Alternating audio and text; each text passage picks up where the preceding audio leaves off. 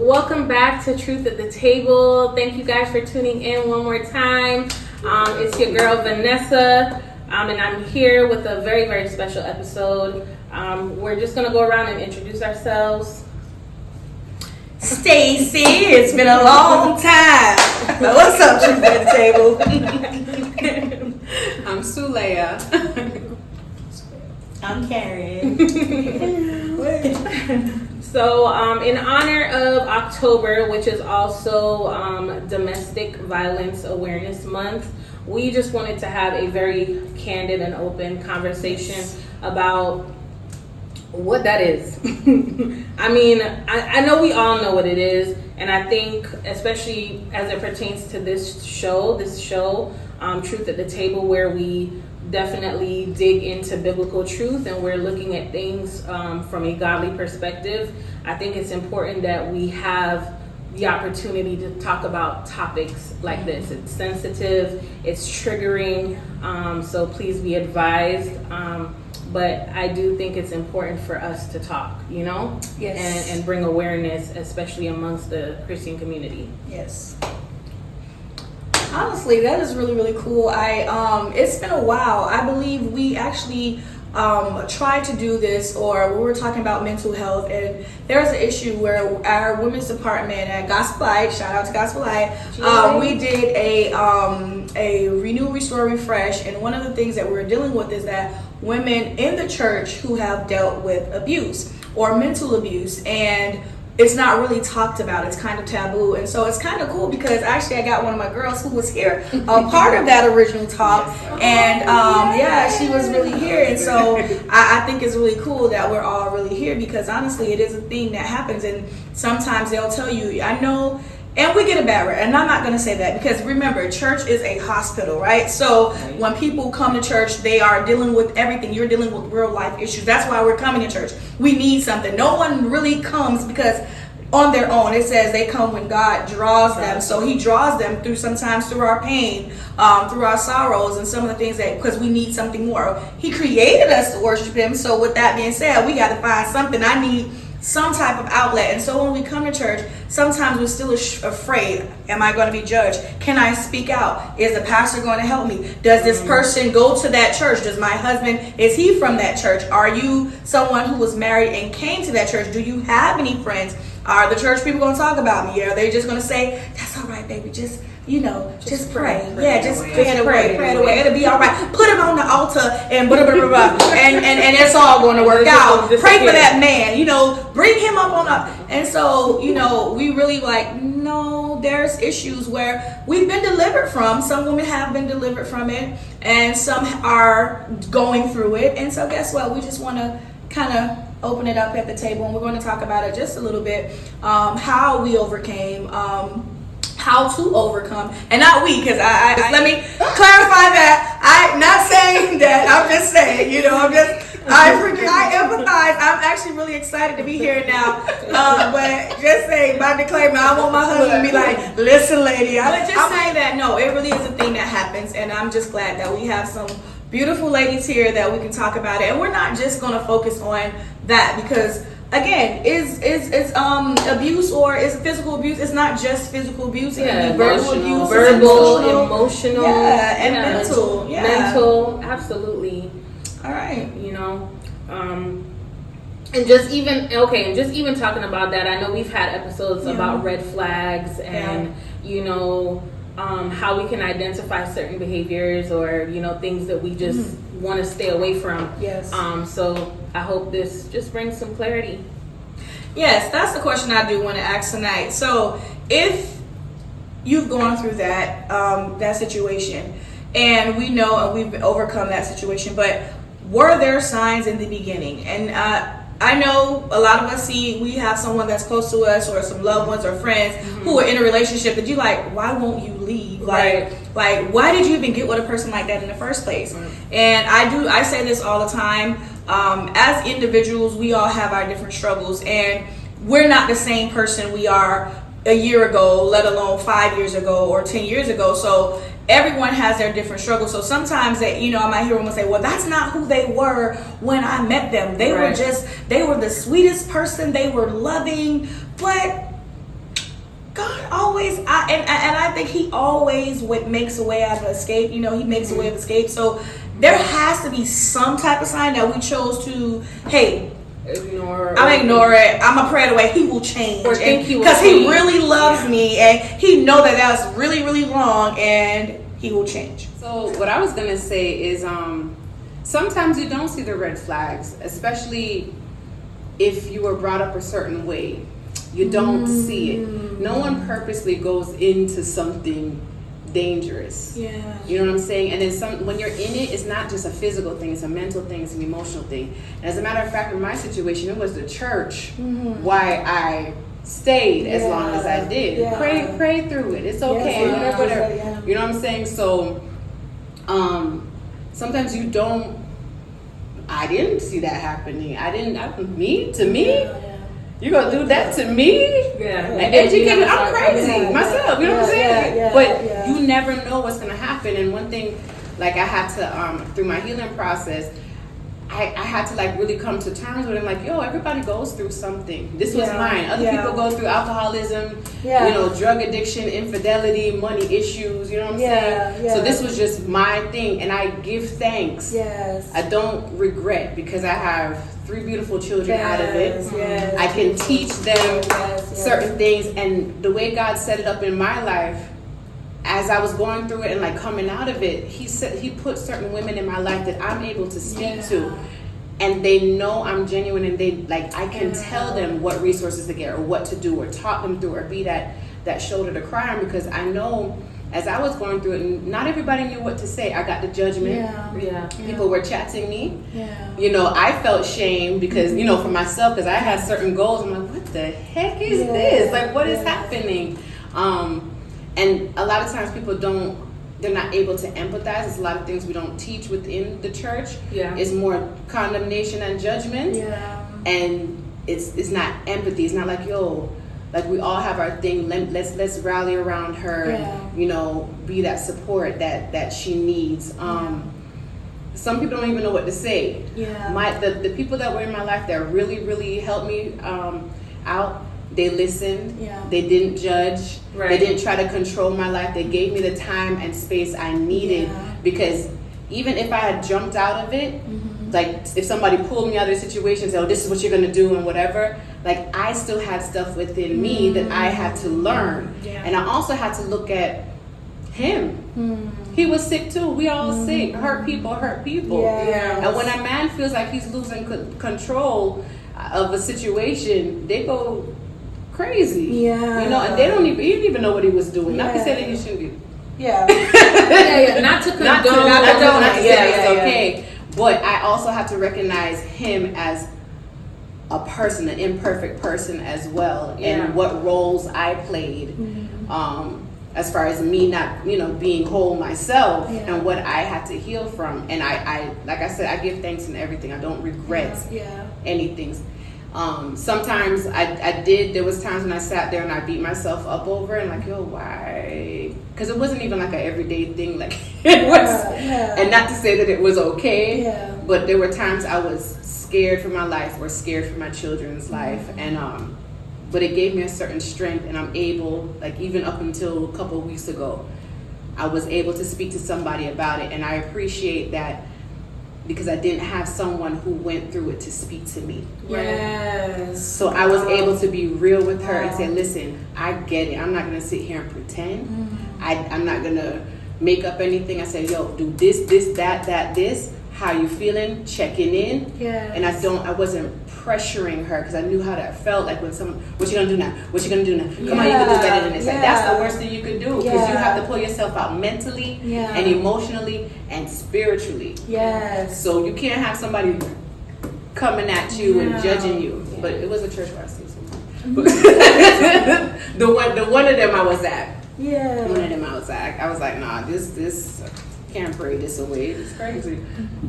But you know what you just said that was so important, and I'm glad that you actually touched on that. The first thing she said is that you don't know that you're in this situation. You don't even know that you are being abused, because you could already be a person that has been abused your entire life. You could be a person that it's normal to you. It could be familiar, your family members, you know, your own father or your own mother. And so you're looking like, oh, this is just normal. And sometimes even in self, we have, I guess what we would say, we don't feel that we deserve anything better, right? And so, like she said, but man, that thing right there is so amazing. That another thing that you did two things. Not only did you kind of show like some of the root of how it happened, so not even, you know, looking at the signs, but then you also said something, a part of your healing process of the forgiveness factor, which is amazing too, because honestly, in order to, you have to first heal yourself and then forgive, and then you forgave that person and look at that person like, man, you need deliverance as well. And honestly, that's the next step, that like, hey,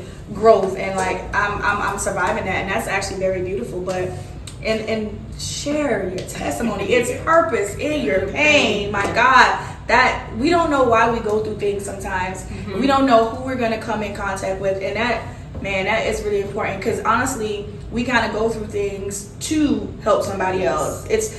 We not that important. We forget that God created us to be connected. Yeah. We forget it sometimes, especially in this society and in the Western side. The Western, where we're individual. The USA, working at our own goals. Like, no, we're supposed to connect. We're supposed to talk. We're supposed to be there for each other. And we each have gifts and talents and experiences that we're supposed to share with each other. And if we start that from the beginning, a lot of these things wouldn't happen. A lot of it would be prevented. Because I feel like if that foundation is built, like you have your elders, you have your people to talk to, you have, you know, like close knit, like, yo, this is what a relationship looks like. This is what, like, a man, like, who feels like he's losing control, he wouldn't lose that control of anything, because he would have a job. He would feel like a man. The woman would feel like a woman. This is how it is to be a woman. And you know what I'm saying? Like, we're one of those cultures that don't have that. You know, and we have so much and we're learning from other people's situations and social media and whatnot, and we don't have that. We're learning things from all outside of who we were created to be. So we do have to remember the connection with people. Like, we have to connect. Hold each other accountable, you know, so that we have that accountability. Because like you said, connecting with it shows the example. So for example, first of all, we know the purpose of a woman. That's what we do. God say we come with or equal or greater strength, right? So that means that we're to be that help me. We're supposed to be that help. And so unfortunately, in our community, particularly in the Black culture, we don't have a lot of male support, meaning our fathers are not in every household. We have a lot of divided families, and not clowning on all of our, you know, our Black men, because when they do it, they go in. They're some of the best fathers on the planet. But because there's a lack thereof, you have a lot of angry young men. No one taught them how to be a man, how to know your worth, and know that don't be ashamed and be insecure of a woman's strength, so that she can come and be that support. They all, you know, I hear it a lot, like, oh, well, you know, if she just won't need to stay in her place, if she would just be silent, be shut, you know. But no, that's not what you do. You know, we come in here to be support. So honestly, we do need to step up as a community. And if you don't have that, if you're in a situation where you don't have a father, ladies, let's get our job to go find that big brother. Let's go get in that community church. Let's be available. Let's have these programs so that, hey, there's somebody's wife. It's a village, so it's not just one kid that you need to focus on, my own individual household. We need to focus on this unit, and that's how we need to look at it. But you know, I'm looking over here because she giving me the good eyes. You know, she giving me the good look, like, go ahead, tag team over there.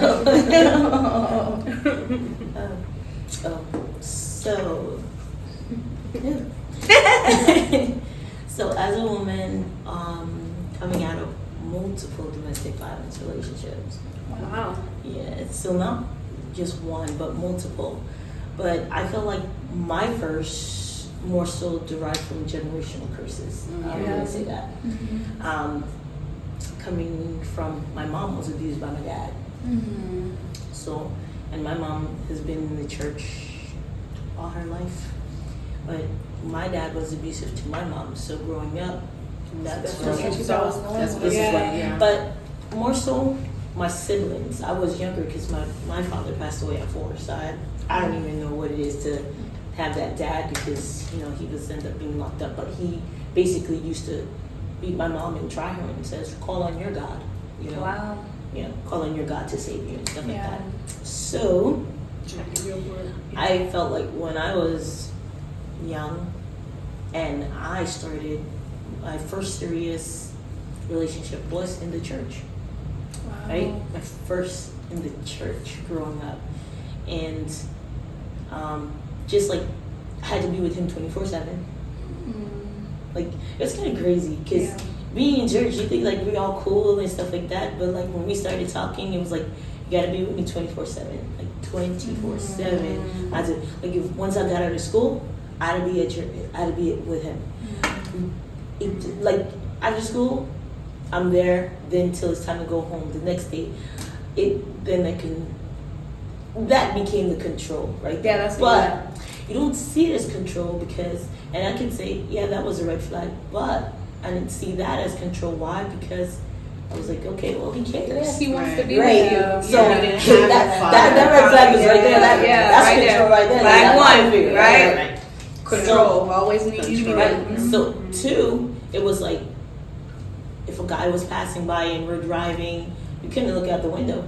Wow. No, you couldn't look out the window because that jealous, that insecure, that jealous, like what you're looking at. That was like, okay, that was a red flag. It was like, okay, well, he still loves me and stuff like that. Like the first hit was, well, I guess if he loves you, he gonna hit you. Then, it was that, like, I'm sorry. I didn't mean to do that. I was upset. Like, oh, okay. And stuff like that. But the love was there. Yeah, the signs were there, but the love was there too. So basically what they say, love is blind. In that fact, it is. Right. You don't see the things when you want that person to be the person. Yeah. Right. Even if God's saying that's not the person. Yeah. Because we have some females, we have this ability where we say, we're going to pray about it and I'm going to ask God if you are my husband. But if you already have the answer, does it make sense that God gives you the answer? Yeah. Because you already made up in your mind that this is my one. God, I know you sent him to me. And God is like, I didn't really send him to you. You actually tell me. So what's my point in saying that's your man? Like you see. But even that's developing a relationship with God. Yeah. Like even though you're not listening, you're like learning how to listen to the problems, the issues. Because now when you're in it, you're like, oh. You're like, oh, so you were telling me not. Right. Yeah, you were telling learn me to hear not. next time. Yeah. He's patient. God is patient. Yeah. But, as it went on, it got worse and worse. It didn't get any better. But, I mean, I had a son and stuff like that. But eventually, like, our separation came through basically him bringing another female in the home and playing. And crazy thing was, she was a friend of the family. Wow. And he used to play as if she was his friend. And then you started to see the signs. Like, he's talking on the phone to me, listen, I got to make sure she get home safe. And she's popping up at work bringing him lunch. Like, what? You got a wife at home. Like, why is she doing this and stuff like that? But any which way, that happened. That ended. And stuff like that. So now, further along. Now I'm in a situation again. I moved from Florida and I went back up north because I was from up north. Then I moved to Florida, went back up north, met my kid's dad, now my 2 kids' dad, my other 2.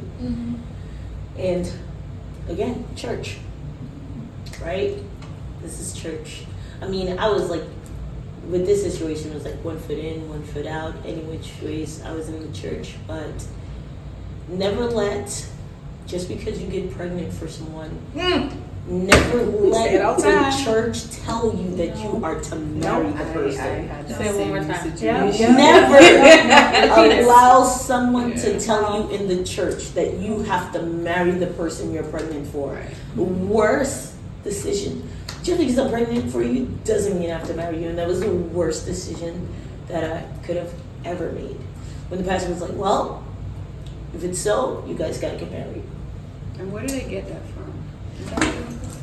Well, I mean, okay, so their heart behind it was back. You don't want the child to grow up a bastard. You don't want it. You want to come with a 2-parent. It's like the idea of saying, okay, you guys are grown enough to, whatever, come together. Let's be parents to the kid because statistically, but not knowing. See, this is where we get it wrong. Here's a step. Well, first of all, how are these two even compatible? Right. Are they even spiritually yoked? Did they go through the counseling process? And this is what we don't do. You don't just tell them. And I think, older tradition, generational, because again, it's frowned upon not to have children, which we don't. We don't practice that in church, but it's not a good thing to just make them, get married when. And a lot of time that was for older. Cover. Yeah. It was to cover it up. Cover it up, It was to especially if cover you have a prominent family in church or whoever your family is, and they don't want to be embarrassed. Especially if especially if you have talent and they want to continue using you in church as well.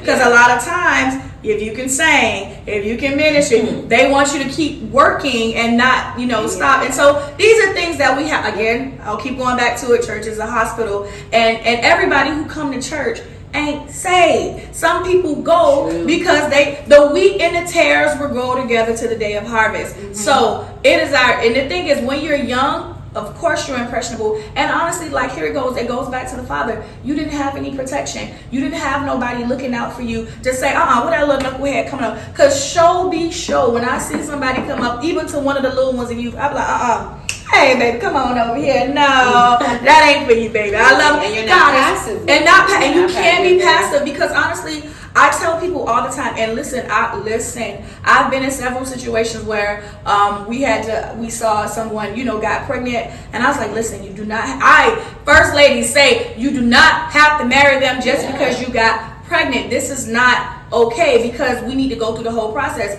Yes, do I promote family? Yes, I promote family, but come on. First of all, she said something that I really wanted to hit on earlier. She said that, women, we'll pray that about this guy. Oh, God, show me. No. First of all, what Pastor said, we try every spirit by the word of God. And first of all, God gives us the criteria about being equally yoked. First of all, we ain't following these spirits of love, patience, kindness, all this kind of stuff. Something a little wrong? Okay, we don't need no cloud to tell us that this is wrong. But our thing is, with women, this is the danger, ladies. When we love hard. Right. We are created to love. We are created to nurture. So that's the difference between us and men. When we start to love, once you open it up, that's why I remember the Shulamite woman say, baby, don't open that up. Because when you open it up, honey, listen, it is hard to close. And so we make excuses. We'll make excuses for the man, like, no, I love him. There are just different situations. But at the end of the day, ladies, if you can,